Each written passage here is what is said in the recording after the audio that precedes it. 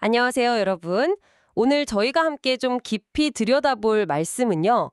더사랑교회 김명환 목사님의 2025년 8월 24일 주일 설교입니다. 다음 세대를 세우는 하나님의 사람. 네, 디모데전서 6장 11절에서 16절 말씀을 가지고 우리 다음 세대를 향한 책임 또 사명이 뭔지 아주 힘있게 전해주셨습니다. 네, 맞습니다. 이 설교 들으시면서 또 보내주신 여러 이야기들 속에서 함께 그 핵심 메시지를 좀 찾아보고요. 우리 삶에는 이게 어떤 의미돼 있을지 좀 파헤쳐 보겠습니다. 근데 설교 시작부터 굉장히 현실적인 질문을 던지시더라고요. 지금 우리가 겪는 진짜 위기는 뭐 정치나 경제 이런 게 아니다. 네네. 다음 세대가 꿈을 잃고 불안 속에서 살아가는 것. 이게 진짜 위기다. 이 진단 좀 어떻게 들으셨어요? 정말 날카롭다는 생각을 했어요. 보통은 뭐 초고령화니 저출산이니 아니면 경제 침체 같은 눈에 보이는 문제들을 먼저 얘기하잖아요. 그렇죠. 당장 급한 문제들이니까요. 네. 근데 이 설교는 그보다 더 밑바탕에 있는 그러니까 미래 세대의 어떤 영혼의 위기라고 할까요? 그걸 딱 짚어내고 있는 거죠. 정말 노력해도 원하는 대로 살기 어렵고 미래를 좀 밝게 보기 힘든 시대.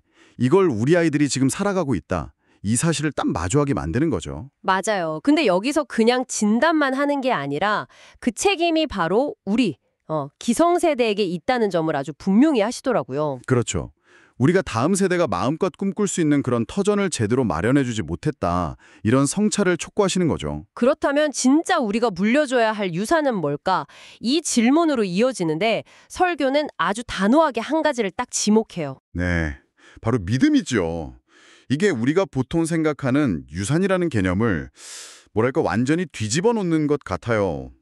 사회가 중요하다고 말하는 그런 거 있잖아요. 좋은 교육, 넉넉한 재산, 이런 눈에 보이는 것들 대신에요. 진짜 영원히 가치 있는 영적인 유산, 바로 살아있는 신앙. 이걸 물려주는 게 우리 시대의 가장 중요하고 본질적인 사명이다. 이렇게 선언하시는 거죠. 와, 우리의 그 우선순위를 한번 근본적으로 다시 생각해봐라. 뭐 이런 요청처럼 들렸어요, 저는. 정말 중요한 관점의 전환이네요. 이 사명의 무게가 사도 바울이 자기 영적인 아들 디모데에게 보낸 편지에서도 그대로 느껴지는 것 같아요. 네, 맞아요. 디모데가 그 당시 굉장히 젊은 지도자였잖아요. 네. 근데 그 에베소 교회가 온갖 이단 사상의 거짓 가르침에 정말 혼란스러웠던 때였거든요. 그런 상황에서 교회를 이끌어야 했으니 그 어깨가 진짜 얼마나 무거웠을까요? 그런 디모데를 향해서 바울이 아주 특별하고 좀 무게감 있는 호칭을 딱 사용하죠.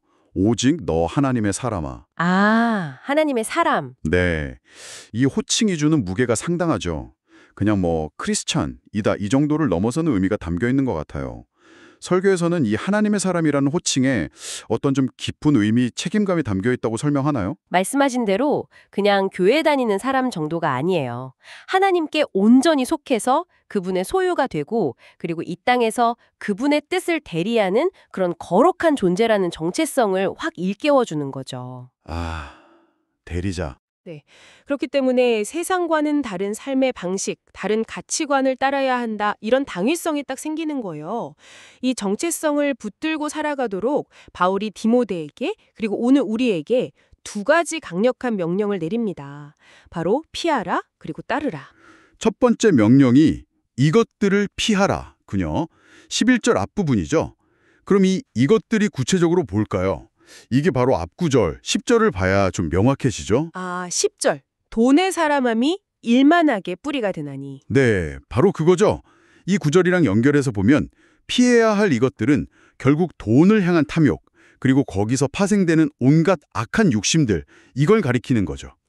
그러니까 뭐 물질 만능주의나 성공 지상주의 같은 그런 세상적인 가치관들을 경계하라는 말씀이군요. 맞습니다.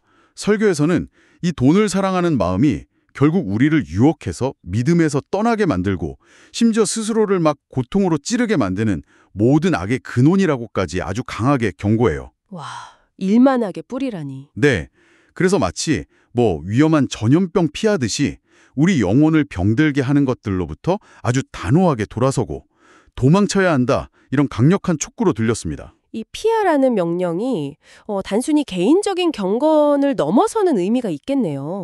네, 아주 중요한 지점인데요.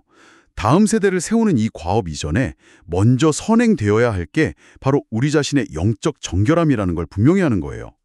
생각해보세요. 부모나 신앙 선배가 입으로는 막 믿음을 말하는데 실제 삶에서는 세상의 성공 논리, 돈의 힘에 막 휘둘리는 모습을 보여준다. 그럼 다음 세대는 뭘 보고 배우겠어요? 아, 정말 그렇죠. 혼란스러울 것 같아요. 네. 그러니까 미래 세대를 걱정하기 전에 먼저 우리 안에 있는 세속적인 욕망이나 가치들로부터 거리를 두어야 한다. 이건 우리 자신을 향한 아주 날카로운 자기 성찰 요구인 셈이죠. 그렇군요. 피해야 할 것들이 있다면 당연히 또 적극적으로 붙잡고 따라야 할 것들도 있겠죠? 두 번째 명령, 이것들을 따르라. 여기로 이어지네요. 네, 11절 뒷부분인데요. 6가지 덕목이 쭉 나옵니다. 의와 경건과 믿음과 사랑과 인내와 온유. 네, 6가지. 이 덕목들을 하나씩 좀 살펴볼 필요가 있겠어요? 첫 번째, 의부터 시작해 볼까요? 의, 그러니까 righteousness는요. 단순히 법 잘 지키고 이런 걸 넘어서요. 기본적으로 하나님과의 올바른 관계가 바탕이 되고 그게 다른 사람들과의 관계에서도 공정함, 정직함으로 나타나는 것. 이걸 의미합니다. 관계적인 차원이 굉장히 강조되는 거죠. 이게 기초가 되고요. 하나님과의 관계, 사람과의 관계에서의 올바름, 관계 설정이 중요하군요. 그럼 두 번째, 경건, godliness는 어떤 건가요? 경건은 하나님을 두려워하고 존경하는 마음에서 우러나오는 삶의 태도 전반을 가리키는 거예요. 예를 들면 예배, 말씀 순종, 기도 같은 그런 영적인 훈련들을 통해서 하나님과 깊은 관계를 맺고 또 그분 앞에서 부끄러움 없이 살아가려는 그런 거룩한 열망, 이런 것들을 다 포함하는 거죠. 그렇군요. 삶의 태도 전반. 세 번째, 믿음, faith. 이건 뭐 신앙의 핵심일 텐데요. 어떻게 설명하시던가요? 네, 이 설교에서는 믿음을 단순히 믿습니다 하는 고백을 넘어서 보이지 않는 하나님, 그리고 그분의 약속을 굳게 신뢰하는 어떤 능력으로 설명해요. 능력으로서의 믿음이요? 네, 세상의 논리가 아니라 하나님의 말씀을 내 삶의 기준으로 삼고 살아갈 수 있게 하는 힘, 그게 바로 믿음이라는 거죠. 또 다른 사람을 돌보고 필요하다면 기꺼이 희생하고 섬기는 것, 이걸 말하는데요. 특히 교회 공동체 안에서 서로 용납하고 섬기는 모습, 이게 다음 세대에게 보여줄 수 있는 가장 강력하고 실제적인 복음의 증거가 된다는 점을 아주 강조하셨어요. 아, 공동체 안에서의 실천 정말 중요하겠네요. 다섯 번째는 인내, patience. 이건 어떤 의미일까요? 이건 인생 살면서 만나는 고난이나 역경 속에서도 쉽게 낙심하거나 포기하지 않는 굳건함을 말하는 거죠. 상황이 아무리 어려워도 하나님의 선하심과 그분의 때를 신뢰하면서 소망을 꽉 붙드는 힘, 이게 인내입니다. 마지막 여섯 번째는 온유, 젠틀니스네요. 네, 온유는 그냥 성격이 부드럽다 이걸 넘어서요. 겸손하게 자신을 낮추고 다른 사람들을 배려하는 그런 깊은 성품을 의미해요. 특히 설교에서 강조된 건데 내가 힘이나 어떤 영향력을 가졌을 때 이 온유함이 진짜 빛을 발하고 중요해진다는 거예요. 약자를 대하는 태도에서 그 사람의 온유함이 드러나는 거죠. 와, 이 6가지 덕목들 정말 하나하나가 다 중요하고 깊이가 있네요. 근데 단순히 이 목록을 아는 걸 넘어서 이것들이 다음 세대를 세우는데 왜 그렇게 필수적인 자질이 되는 걸까요? 핵심은 그거예요. 삶으로 보여주는 것.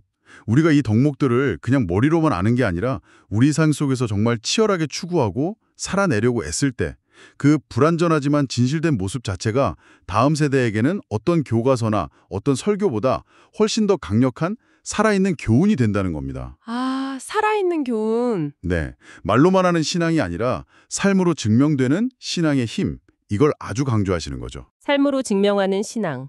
이게 세 번째 명령하고도 바로 연결되는 것 같아요. 12절에 믿음의 선한 싸움을 싸우라, 영생을 취하라. 여기서 싸움이라는 단어가 굉장히 강렬하게 다가오거든요. 구체적으로 어떤 싸움을 말하는 걸까요? 네, 이게 뭐 물리적인 전쟁 같은 건 당연히 아니고요. 우리 내면 안에 있는 죄성과 끊임없이 싸우고 또 세상의 거짓된 가치관이나 유혹에 맞서는 그런 치열한 영적 전쟁을 의미하는 거죠. 이 영적 전쟁. 네, 매일매일 우리 삶의 현장에서 보이지 않게 벌어지는 그런 신앙의 전투인 거예요. 그리고 이 싸움에서 이기는 비결 혹은 뭐 싸워야 하는 이유가 바로 영생을 취하는 것이라고 말씀하세요. 영생을 취한다? 이게 단순히 죽어서 천국 가는 것, 그 이상일 것 같은데요. 정확합니다. 설교에서는 영생을 그냥 미래에 받을 보상 정도로만 보지 않아요. 지금 이 순간부터 하나님과 인격적으로 교제하면서 동행하는 삶, 그 자체, 이걸 영생이라고 정의해요. 아, 지금 여기서부터 시작되는 삶? 그렇죠. 우리는 이미 이 영생, 즉 하나님과의 살아있는 관계를 누리도록 부름받았고 또 많은 증인들 앞에서 신앙을 고백했다. 이 사실을 떠올리게 하시는 거죠. 그러니까 이 영생의 가치를 꽉 붙들고 하나님 앞에 서는 그날까지 이 믿음의 싸움을 절대 포기하지 말고 계속해 나가야 한다. 이런 강력한 도전인 겁니다. 피하고 따르고 싸우라. 와, 정말 쉽지 않은 명령들인데요. 근데 바울이 이 명령들을 그냥 탁 던져놓는 게 아니더라고요. 우리가 이 명령들을 지킬 수 있는 근본적인 이유, 또 힘의 원천을 제시해줘요. 맞아요. 바로 우리가 믿는 하나님이 도대체 어떤 분이신가? 이걸 아주 장엄하게 선포하는 15절, 16절 말씀이죠. 이 부분이 설교에서도 굉장히 강조되었어요. 그렇죠. 우리가 싸워야 할 이 영적 전투가 얼마나 힘겹고 치열한지 알기 때문에 우리가 의지해야 할 분이 얼마나 위대하고 강력한 분인지를 다시 한번 상기시켜 주는 거예요. 이 하나님에 대한 이해, 이 하나님에 대한 알미 우리의 순종과 싸움의 동력이 되는 거죠. 설교에서는 하나님을 몇 가지 모습으로 묘사하는데 첫째가 복되시고 유일하신 주권자였어요. 네, 모든 좋은 것, 모든 복의 근원이시고 온 우주와 역사를 홀로 다스리시는 절대 통치자라는 의미죠. 내 삶의 주인이 내가 아니라 하나님이시다. 이걸 인정하는 고백인 거예요. 우리의 모든 상황이 그분의 주권 아래에 있다는 믿음이 우리에게 참 평안을 주죠. 두 번째는 만왕의 왕, 만주의 주. 이건 어떤 의미인가요? 세상의 그 어떤 권력이나 권세도 결국은 하나님의 통치 아래에 있다는 선언입니다. 그 당시 로마 황제의 그 막강한 권력 앞에서도 또 오늘날 우리가 마주하는 어떤 거대한 힘 앞에서도 궁극적인 왕은 오직 하나님 한 분뿐이다. 아, 그러니까 우리가 누구에게 절대적으로 순종해야 하는지를 아주 분명하게 보여주는 거죠. 세 번째는 오직 그에게만 죽지 아니함이 있음. 이건 영원 불변성이에요. 세상 모든 것은 변하고 언젠가는 사라지지만 하나님만이 영원히 존재하시고 그 약속에 신실하신 분이라는 뜻이죠. 우리의 영원한 생명 역시 그분께 달려있다는 걸 보여줍니다. 마지막으로 가까이 가지 못할 빛의 고하심. 이 표현은 조금 어렵게 느껴질 수도 있을 것 같아요. 네, 그렇죠. 이건 하나님의 절대적인 거룩함과 영광을 나타내는 표현이에요. 죄인된 인간은 스스로의 힘으로는 감히 그 앞에 다가설 수 없는 분이라는 거죠. 오직 예수 그리스도의 은혜를 통해서만 나아갈 수 있다는 의미를 담고 있고요. 동시에 그 빛은 우리의 죄를 다 드러내고 태우시고 우리를 정결하게 하시는 그런 능력에 비치기도 하고요. 와, 이 위대하신 하나님을 아는 것, 이게 우리가 믿음의 싸움을 싸우고 또 다음 세대를 세우는 그 사명을 감당할 힘의 원천이 된다는 거군요. 정말 큰 위로와 격려가 됩니다. 네, 그렇죠. 자, 그럼 이제 이 귀한 메시지를 우리의 실제 삶에 어떻게 적용해야 할까? 설교에서는 두 가지 구체적인 영역을 제시해 주셨어요. 첫 번째가 가정이었죠. 네, 맞아요. 자녀들은 부모의 말을 듣는 것이 아니라 부모의 뒷모습을 보고 배운다. 이 문장이 정말 핵심인 것 같아요. 아무리 입으로 신앙을 가르치고 강조해도 부모의 실제 삶이 말씀하고 동떨어져 있다면 예를 들어서 주일 예배를 가볍게 여긴다거나 돈 문제로 끊임없이 싸운다거나 아니면 사소한 거짓말을 반복한다거나 이런 모습을 보면 자녀들은 신앙에 대해서 냉소적이 되거나 굉장히 혼란스러워할 수밖에 없다는 거죠. 아, 그 설교 중에 나온 젊은 엄마 이야기가 참 인상 깊었어요. 너무 바빠서 아이한테 성경 읽어주고 기도해주는 시간을 잘 못 가져서 죄책감을 느꼈다는 그 엄마한테 목사님이 해주신 말씀이요. 아, 네네. 그때 목사님의 답변이 아마 많은 분들에게 큰 울림을 주지 않았을까 싶어요. 자녀들이 진짜 원하는 건 완벽한 신앙인이 아니에요. 넘어지고 실수하더라도 다시 하나님 앞에 나아가서 기도하고 말씀을 붙들려고 애쓰는 엄마의 그 진실한 모습입니다. 아, 진실한 모습? 바쁜 삶 속에서도 어떻게든 하나님을 의지하려고 하는 그 몸부림 자체가 최고의 신앙 교육입니다. 이런 말씀이었죠. 맞아요. 결국 중요한 건 완벽함이 아니라 진실함이라는 거네요. 하나님 앞에서 나의 연약함을 솔직하게 인정하고 그럼에도 불구하고 다시 그분을 의지하려고 하는 그 겸손한 태도, 그 진심, 이게 자녀들에게는 가장 강력한 신앙의 본보기가 된다는 의미겠죠? 정확합니다. 그리고 두 번째 적용 영역은 바로 교회 공동체였어요. 가정에서의 부모 역할뿐만 아니라 교회 안에서 신앙의 선배로서 우리가 어떤 모습을 보이고 있느냐, 이게 또 중요하다는 거죠. 네. 우리 더 사랑 교회 안에도 청년들, 또 젊은 부부들, 또 우리보다 신앙의 여정이 좀 짧은 분들 많이 계시잖아요.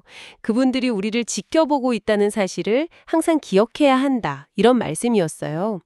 혹시 내가 교회에 와서 좀 비판적인 이야기만 늘어놓거나 봉사하면서 막 자기의를 드러내거나 다른 성도나 목회자를 너무 쉽게 판단하고 험담하거나 그냥 그저 형식적인 신앙생활에 머물러 있지는 않은지 스스로를 좀 돌아보게 만들더라고요. 네. 다음 세대를 진짜 일으켜 세우는 건 뭐 화려한 프로그램이나 멋진 건물이 아니라는 점을 이 메시지가 아주 분명히 해요. 오히려 이름도 없이 빛도 없이 기꺼이 자신을 내어주면서 섬기고 부족한 지체들을 겸손하게 용납하고 사랑하는 우리 한 사람 한 사람의 삶, 그 진정성 있는 모습 자체가 다음 세대 믿음 위에 굳건히 세우는 가장 강력한 동력이 된다는 것이죠. 설교 마지막 부분에 소개된 돌아가시기 전까지 매일 새벽 제단에서 젊은 세대들 이름을 하나하나 불러가면서 눈물로 기도하셨다는 그 연로하신 권사님 이야기 있잖아요. 아, 네. 정말 감동적이었죠. 그 이야기가 잔잔한 감동과 함께 아주 깊은 도전을 주었습니다. 아무도 알아주지 않는 그 기도의 자리, 그 보이지 않는 섬김이 결국 다음 세대 믿음의 정말 든든한 뿌리가 되었다는 그 사실은요. 오늘 우리에게 진정한 섬김과 기도의 힘이 뭔지 다시금 생각하게 만들어요. 맞습니다. 그 권사님의 모습이야말로 정말 하나님의 사람이 다음 세대를 위해서 어떻게 살아야 하는지를 보여주는 너무나 아름다운 본보기라고 할 수 있겠죠. 네, 오늘 김영하 목사님의 설교를 통해서 다음 세대를 세우는 이 사명이 어떤 특별한 누군가에게만 주어진 게 아니라 하나님의 사람으로 부름받은 우리 모두에게 주어진 보편적인 책임이자 특권이라는 것을 다시 한번 확인하게 됩니다. 네. 그러기 위해서 먼저 우리 자신이 세상의 탐욕과 거짓된 가치를 단호하게 피하고 또 하나님이 기뻐하시는 의, 경건, 믿음, 사랑, 인내, 온유 이 6가지 덕목을 삶 속에서 힘써 따르며 매일 마주하는 영적 전투에서 믿음의 선한 싸움을 싸워나가는 그런 결단이 필요하다는 것을 배웠습니다. 우리의 삶 자체가 우리의 그 뒷모습이 다음 세대에게 하나님을 향한 진실함과 겸손함을 보여주는 살아있는 증거가 될 때 비로소 우리는 다음 세대를 세우는 하나님의 사람으로 설 수 있다. 이런 메시지였습니다. 여기서 한 가지 더 생각해 볼 점은요.